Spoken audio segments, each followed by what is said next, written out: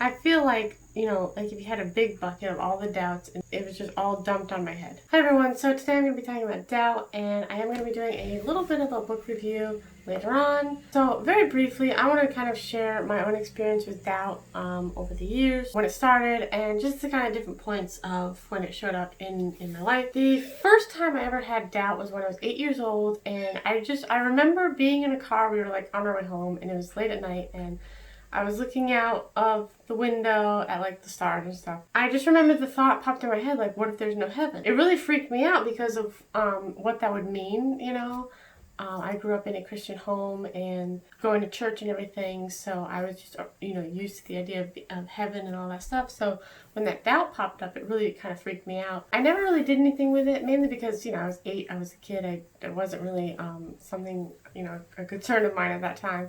And I really didn't do anything with my doubts or that fear that came because of the doubt until I was probably around 18. So pretty much through my whole school years, I didn't do anything with it. One, because I didn't know what to do with it, and also because, and nobody ever told me this, but I had this idea that if you asked questions about your faith or something, then it was wrong or you'd be a bad Christian. And I remember I'd sit in church and I'd see all the people in church and I'd be like, well, none of them have doubts, which obviously I'm sure, they did. But it's a very ignorant statement. But I had this idea that, well, like, none of them have doubts. None of them, are questioning this or having these troubles. What's wrong with me? Like I said, no one ever told me that. No one told me that, doubting was bad. But for some reason, I just, came up with that idea. So it wasn't until I was around like 19, like 18, 19, that I first discovered apologetics. I was really excited and happy because I never knew that it was okay to ask questions. Like I said, for some reason, when I discovered apologetics, I was discovering all these people who had the same questions that I had, same doubts, and they found answers. And I learned that, hey, it's okay to have these doubts. It's okay to have these questions. It's okay to ask them. It's okay if you need evidence. It's okay if you need, to go and search these things out and all that stuff. So that happened when I was around, 18, 19. And then at the same time, around that time, I developed OCD, which is obsessive compulsive disorder. And I remember when I was reading up and I was studying about OCD, I found that one of the nicknames for OCD, or something that it's been called, is a disease of doubt. Through my whole OCD experience up to now, I still struggle with it. I am, working to get over it and all of that stuff. I have doubted what feels like pretty much everything, and I don't say that lightly. Looking back at all the different things, I feel like I have at one point doubted like everything. I feel like, like if you had a big bucket of all the doubts, it was just all dumped on my head. That's literally what I feel like. And again, I don't use the term literally lightly either. I don't like to use that lightly. But that's what it feels like, or that's what it felt like. My whole experience with doubt was kind of ignoring it for several years, kind of learning I didn't have to ignore it, getting a mental kind of disordered thing that brought it on even more, and then resenting it because of, all of that and the anxiety and stress that was brought on. And now I'm at a point where I am thankful for the doubts. I'm thankful even for the OCD because of what I've learned through it. But I'm not holding on to my doubts. And that's a big, important thing. Because two things with doubt that I see come up a lot is, and I'm not sure how many people actually hold to these beliefs about doubt, but I do see them expressed more often, is that one, that doubt is like a virtue. Doubt is a good thing. You should hold on to it. You should always be skeptical, always be doubtful. Just sort of run with your doubts and hold on to your doubt. And two, that doubt is awful, sinful, bad, evil. And if you doubt or question, you have little faith, you're a bad Christian, and run away. And, if a doubt shows up, run fast from it as far as you can. Those are the two things that I see come up more often. And I disagree with both of them. My view on doubt, what I've kind of learned, is that doubt is one, it is good, but it's also not something you should hold on to all the time. It's something you should just deal with, and then once you deal with it, let it go.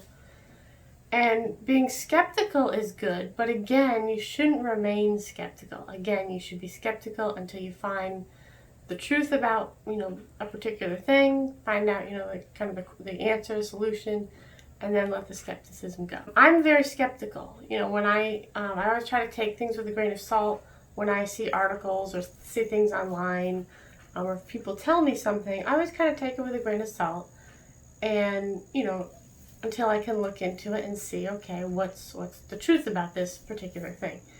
Not always perfect at it, but I'm trying, that's how I try, and to be. Test your doubts. Like, sit your doubt in a chair and interrogate it and investigate. That's something I don't see a lot of, and that's the whole key. If somebody came up to you and they said, hey, you know what, I believe that the Bible is God's word.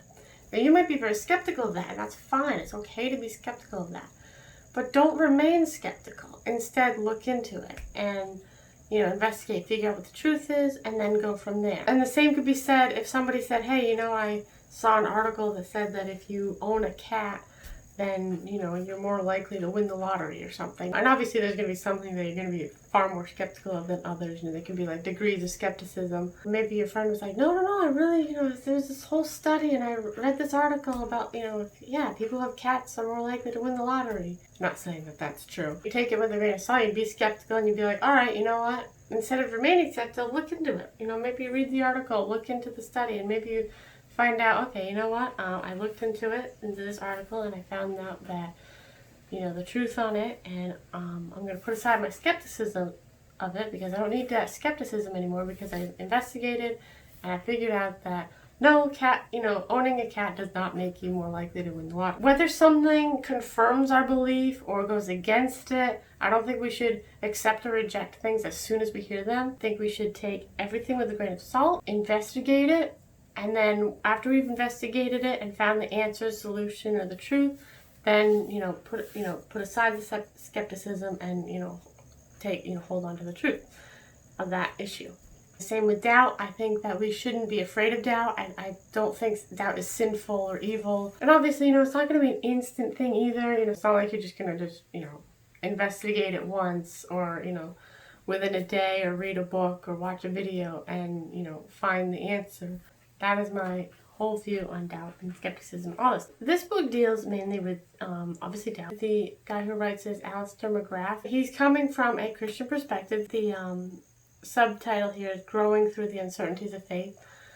And he talks about, in here, about certainty. He talks about trust. He talks about faith. He talks about doubt. And he kind of goes into what they mean.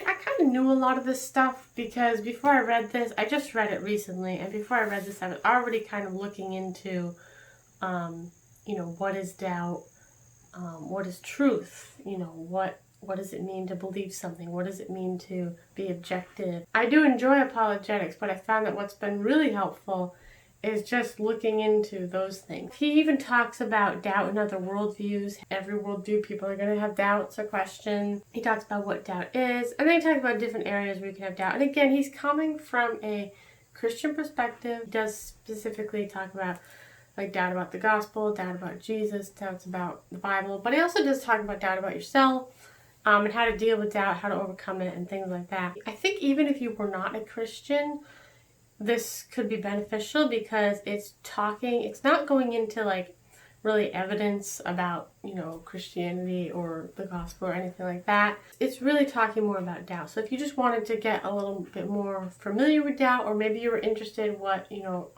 Christians think of doubt, or a healthy perspective of doubt from the Christian worldview, I think this would be a great book. He also talks, in here, and I've heard this mentioned in Christian apologetics before, is that there's 3 types of doubt.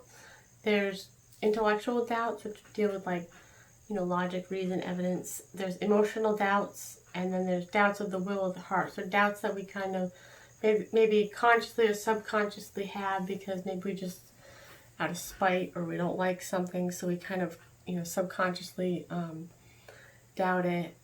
Those kinds of doubts. And I've seen all 3 of those doubts in my own life and stuff. And realizing that there's different types of doubts was helpful because it helped me realize that not every doubt needs to be dealt with evidence, because some doubts are just going to be something that it could be an emotional thing, it could be something you yourself maybe have to deal with or haven't addressed and things like that. So he does talk about, kind of doubt, what it is, and, the different ways that it manifests itself. This is a very quick read. It's, it's a short little book. I did enjoy this book, and I would like to kind of explore these areas even more. So, yeah, I definitely recommend this book. I'll have a link, in the description below if you guys are interested in it. Just to help you guys look further into it. So I hope this video was helpful. I hope you're all having a great day. Thank you all for watching, and I will see you all next time. Bye!